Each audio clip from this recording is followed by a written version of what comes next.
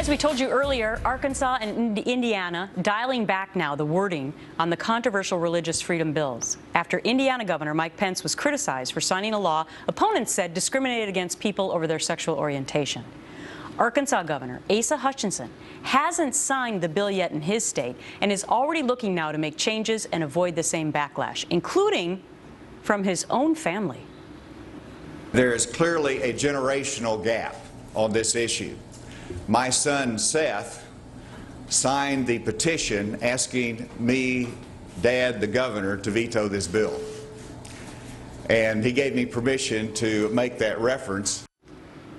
So, on today's Power Panel, Kristen Ruby, CEO of Ruby Media Group, a PR and social media agency, attorney Deborah Blum, and Jillian Melchior, a reporter for the National Review. Ladies, great to have you here, especially with your expertise from writing columns to law to PR. So let me start with PR, Kristen. For Mike Pence, can he retrieve any kind of good faith with his constituents and the rest of the country from the PR that's happened with this bill? I think this is a total PR nightmare. I really think this is a lose-lose situation for him. I don't see how he can fix this at this point. I think preventative measures would have been better on, especially with his handlers. But I also think if there's truly bigotry in his heart, I don't see what PR person could really help that or come in and fix it at this point. Well, we don't know that. We know that he has certainly said in many press conferences and appearances that he does not believe in discrimination. I should also mention that Governor Perry has tweeted out from Texas, "I stand with Governor Pence." I think a lot of other Republican candidates so far have said similar things. Candidates for president, we haven't heard from Rand Paul and Chris Christie yet. From a legal point of view, Deborah, is it interesting to you that the law now in Arkansas, he's not even going to sign it until they go back and make changes? Well, what's interesting to me is that this RFRA proposal that has been passed in Indiana and is proposed to be passed in Arkansas is a tool to allow for discrimination. I disagree.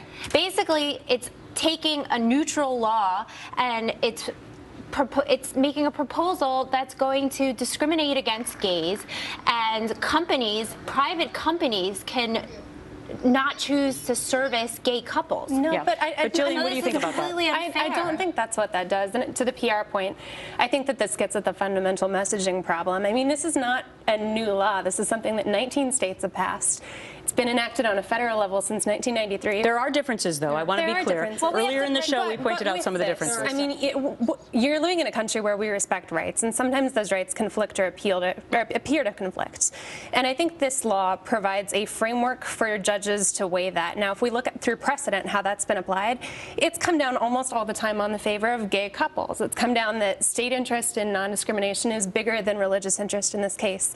So I think it's a big PR problem that it's being interpreted this way, but not necessarily what it does. So speaking of PR, what's going to happen to the other 19 states that have already passed similar laws?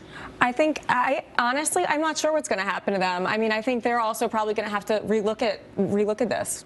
Well, we have to look at Hobby Lobby, which came out, was a private company that said to the government, we don't approve of you telling us that we need to provide our employers with contraceptives or morning after pill. And the Supreme Court agreed with them. So now we're looking at it in another context. We're looking at it in the terms of like same-sex rights. But this could be used in discrimination in all contexts. What if somebody wants to go to work wearing a burqa and their employer doesn't agree to it?